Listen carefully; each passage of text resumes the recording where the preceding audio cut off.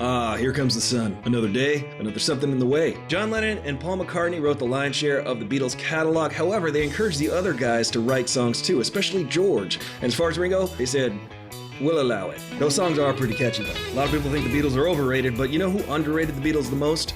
The Beatles themselves. John and Paul always gave George Harrison short shrift, and George was only ever able to contribute 1 or 2 songs per side or per album. If you count the White Album, which is a double album. He's got at least 4 songs on there. For a band with nearly 200 songs, if you check out the top 5, top 10, or top 20 Beatles songs of all time consistently on pretty much all of those lists, at least 2 or all 3 of these songs usually show up. While My Guitar Gently Weeps, something and a lot of times topping that list is Here Comes the Sun, as pretty much the most popular, most famous, or most liked Beatles song of all time. And guess what? All 3 of those are George Harrison compositions. Of course, it always depends on who's making that list because my favorite Beatles song changes from day to day. As of last year, Here Comes the Sun was the most streamed Beatles song on Spotify. Who do you think was the most underrated Beatle? Be sure to check out part 2 of this video. What do you think? Is George Harrison overrated or underrated? I think he was definitely underrated by the other Beatles, but in the long run, it looks like he came out on top. If you like these videos, give them a thumbs up and follow for more. That's the Beatles right there.